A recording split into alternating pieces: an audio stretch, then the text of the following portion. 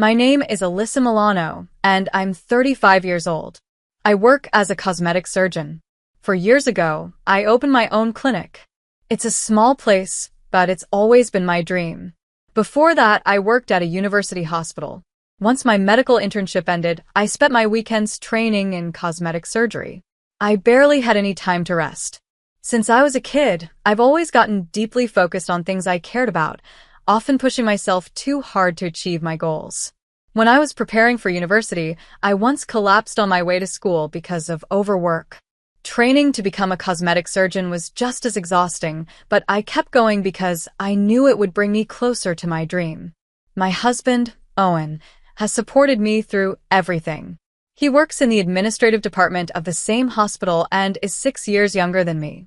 We met at a farewell party for a colleague's daughter. After that, we'd greet each other whenever we ran into each other at work.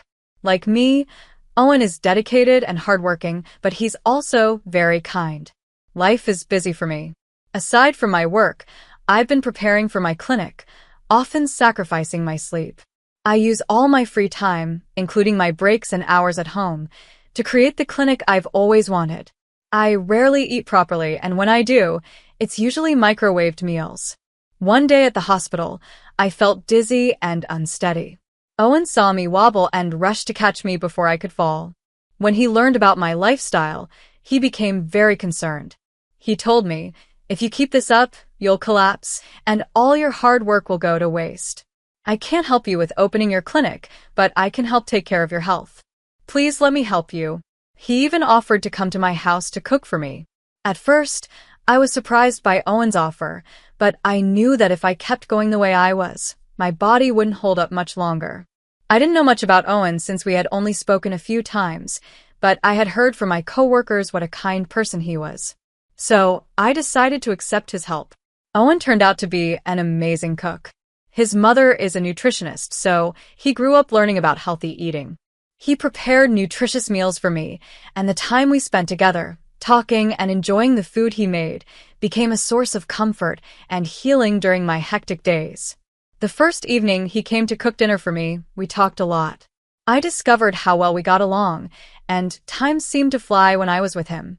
Before long, we started dating. Thanks to Owen's care and support, I was able to open my clinic in good health.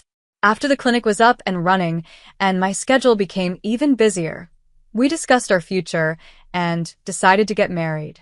Owen agreed to stay at home and take care of the house. One evening, he greeted me with a cheerful, "Hey honey, I made steak tonight." My favorite dish. I could smell the delicious aroma even before I opened the door. Since we got married, Owen has been taking care of the house so perfectly that I never have to worry about a thing. Starting my own clinic at a young age wasn't easy. There was a lot of criticism and many challenges along the way. But knowing Owen was at home, waiting for me with his warmth and support, gave me the strength to overcome anything. Running a clinic is tough, but the number of clients has been steadily growing, and I always come home to a delicious meal and Owen's smile. On my rare days off, Owen and I go to spas or theme parks to relax and enjoy our time together. Those moments remind me how lucky I am to have him by my side. I can't believe how lucky I am to have these wonderful days with my husband. We live in the apartment I originally rented on my own, so I'm the one paying the rent. I make sure to transfer more than half of my earnings into our joint account for living expenses. Owen is in charge of managing our budget, including paying the utility bills. Since he takes care of the house, I want him to use any leftover money however he likes, so I always transfer more than we need each month. Thanks for always taking care of the house. You're such a big help. Feel free to spend the leftover money on whatever you want, I often tell him. Owen usually replies, "Cooking is my hobby, so maybe I'll buy a new frying pan." He'll also say, "Look, we've saved this much already. Let's add a bit more, and when you're less busy with work, we can go on a vacation." Not only does Owen handle the housework perfectly, but he also manages our finances really well. He's so reliable that I sometimes worry he might be overworking himself. I think it would be good for him to find a hobby, meet friends, or take a break from house chores once in a while. Even though I feel this way, I don't know how to bring it up to him. With my busy work schedule, the days pass without me saying anything. Then, about a year after we got married, I came home one evening and noticed something unusual. There was no smell of Owen's cooking, and he greeted me at the door looking flustered. "Sorry, I must have dozed off. I haven't started dinner yet, but I'll cook it now," he said, looking apologetic. "That's okay. Let's cook together," I suggested. We ended up cooking dinner together, with Owen teaching me. It felt nice to share that time, even though it was rare for him to be anything less than perfect. However, after that day, it started happening more often. Owen wasn't just skipping cooking. Other chores were getting delayed too. I started noticing things weren't quite right. I'd come home and find laundry still in the washing machine. It seemed Owen had started it in the morning but forgot to finish. Sometimes, breakfast dishes were left on the table, and the groceries hadn't been done. When I opened the fridge and saw it was empty, I started to worry that something was wrong. Owen always had different reasons. Sometimes he said he was tired or not feeling well, but I couldn't figure out the real cause. 7 months after the first time he didn't cook dinner, I finally found out what was going on. One evening, when I came home, the house was unusually quiet. Owen didn't come to the door to greet me, which was strange. The breakfast dishes were still on the table, and the laundry was still sitting in the washing machine. It was so quiet that I thought Owen might not even be home. I checked each room, and finally, I found him. He was sitting in a room with large headphones on, mumbling to himself and surrounded by gaming equipment I'd never seen before. He was playing a video game completely focused on the screen. "Owen, what are you doing?" I asked, tapping him on the shoulder. He jumped, looking startled, but then smiled and said, "Oh, Alyssa, you're home. Sorry I didn't tell you earlier, but I've found a new hobby. It's this game. It's so much fun. Once I start playing, I just can't stop." I stood there, speechless, watching how happy he looked. It turned out he had been hiding the gaming equipment from me all this time. While I think it's good to have a hobby and enjoy something you like, I felt a little concerned. He seemed so absorbed in the game that he didn't even notice when I came home. I smiled and said, "I'm glad you found a new hobby, Owen." But deep down, I wondered if he might be spending too much time on it. I don't know much about games, but they seem fun. Still, I gently said to Owen, "It's great you're enjoying this, but could you also do the housework when you have time?" I carefully chose my words because I didn't want to hurt his feelings. Owen looked a little embarrassed and said, "I'm sorry. I started playing in the morning and got carried away. I didn't realize how much time had passed. There's a tournament coming up for this game, and I think I have a good shot at the top. I've been practicing for it." I was surprised to learn that while I was away working, Owen had been playing games for over 12 hours straight. Seeing him so absorbed in gaming was a side of him I had never seen before. After our conversation, though, he cooked dinner for us as usual, and we enjoyed the meal together. The day ended without me bringing up the topic again, thinking it was just a one-time thing. But things didn't go back to normal. Over time, Owen completely stopped doing housework. When I left for work in the morning, he would still be asleep. He wouldn't wake up until around noon, and then he'd play games until dawn. He stopped cooking entirely, so I started bringing food home. Even then, he would eat quickly and quietly, sometimes in less than 20 minutes, before rushing back to his game. I tried talking to him, but his responses were short and distracted, as though his mind was always on the game. I began to notice that our conversations had almost disappeared. Before I realized it, the only times I saw Owen were when he was sleeping, eating, or gaming. On my rare days off, he would still spend all his time playing. As the days passed, more and more gaming devices started piling up in the house. I began to feel frustrated. But because I was so busy with work and Owen had always taken care of the house before, I kept quiet, thinking things would improve once the tournament he mentioned was over. Unfortunately, the house was becoming messier and messier. I barely had time to clean, and Owen no longer did any of the chores. One evening, after working nonstop for weeks, I finally had a chance to relax. I decided to take a bath, only to realize there were no clean towels. I sighed, frustrated but too exhausted to even be angry. This wasn't the life I had imagined with Owen. It felt like the man I married was slowly slipping away, replaced by someone I barely recognized. I had no choice but to go to the laundromat in the middle of the night to wash the towels. Even with the house in such a mess and me dealing with situations like this, Owen remained completely absorbed in his video games. He didn't seem to notice or care about anything outside his gaming world. One day, I came home ready to take a shower, but when I turned on the water, I realized there was no hot water.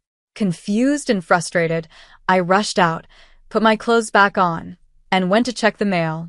That's when I found several unopened bills for gas, electricity, and water, spanning several months.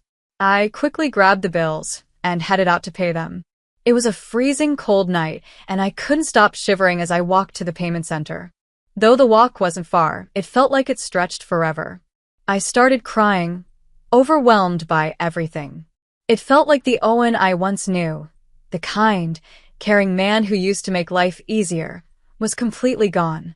I wondered if the happy days we had shared were lost forever. I thought back to the first time I caught Owen playing games for hours on end. Maybe if I had confronted him then and told him how I felt, things would be different now. Did I make a mistake by staying quiet? These thoughts only made the pain worse. When I got home, I wiped my tears so Owen wouldn't see I had been crying. I asked him, "Why didn't you pay the utility bills?" He looked up from his game, shrugged, and said matter-of-factly, "Oh, I'm sorry. I was going to, but I forgot." His casual response stung. Later, as I sat in the bath, I couldn't stop thinking about what had happened. Something didn't add up. When we first got married, Owen had assured me that the utility bills were set up to be paid automatically. On top of that, I had been transferring extra money into our joint account every month to cover all living expenses. Yet here we were with unpaid bills and no hot water. Where had all the money gone? After my bath, I decided to check the joint account. What I found left me stunned. There wasn't even enough money left to pay 1 month's gas bill. I carefully went through the transaction history and saw that almost the entire amount I had been transferring each month was withdrawn the day after it was deposited. Feeling uneasy, I glanced over at Owen's wallet, which was lying on the living room table. I hesitated for a moment, but then decided to check its contents. Inside, I found a prepaid card used for adding money to online games and a stack of receipts from electronic stores. The receipts were for gaming equipment, expensive monitors, consoles, and accessories. There were so many of them, and the amounts on the receipts were shocking. Something snapped inside me. I couldn't forgive Owen for this. He had been spending the money I worked so hard to earn on games and devices while neglecting the house, our bills, and even our basic needs. I felt betrayed, angry, and deeply hurt. This wasn't the life I had signed up for, and I knew I couldn't continue like this. I had worked so hard to earn that money, only to see it wasted on games. I found myself storming into the room where Owen was glued to his computer. Without thinking twice, I walked up to the desk and turned off the power to his gaming setup. "What are you doing?" "I was about to win," Owen shouted, his voice loud and angry, a tone I had never heard from him before. For the first time, I felt a twinge of fear, worried he might lash out physically. But I couldn't back down now. I had to say everything that had been building up inside me for so long. "I can't take this anymore," I shouted back. "Look at these receipts. There's no money left in our account because you've been spending it all on games. You're using all the money I work so hard to earn." Owen's face twisted in anger. "You told me I could spend money on my hobbies, so stop nagging me. And how dare you go through my wallet without asking? Did you really shut off my game just to lecture me? I can't believe this." "Yes, I said you could spend money, but only if there was some left after paying the bills and taking care of the house. Anyone would understand that. You're supposed to be a stay-at-home husband, but you don't even do the housework anymore. If you want to spend money on games, go find a job and earn it yourself. I'm done letting you waste my money on this nonsense." Owen stared at me, his face red with frustration. "If you're going to go this far, then I'm leaving. You can't manage anything without me. Don't take housework for granted. You should be grateful for everything I do."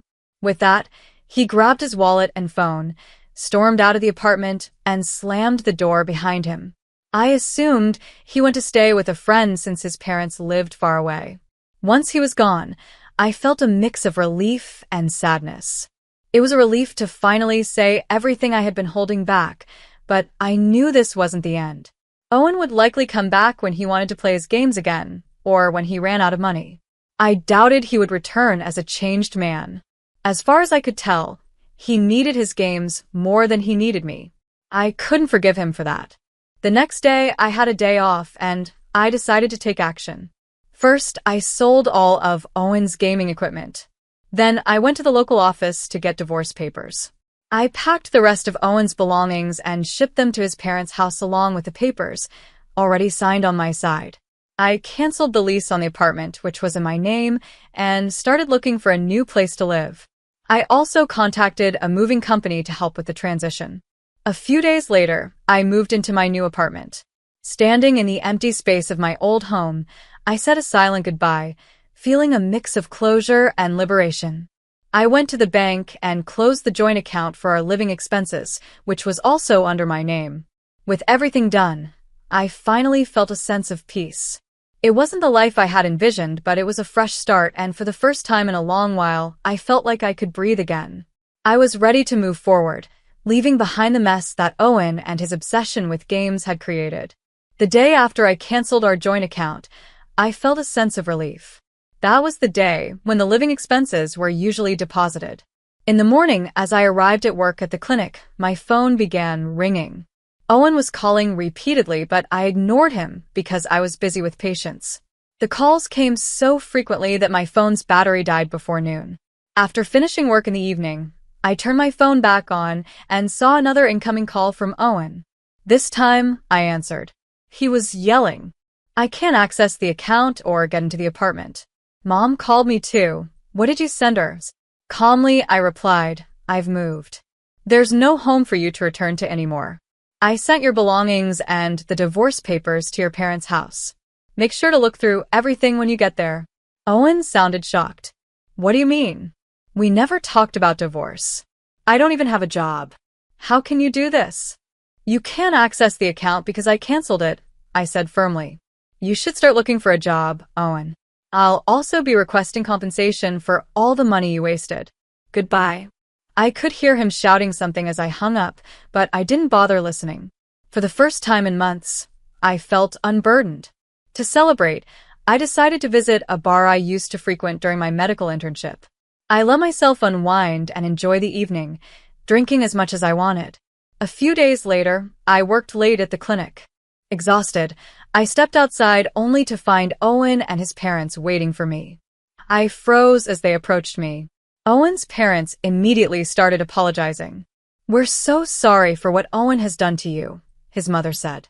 He told us everything, and it's all his fault. Please forgive him.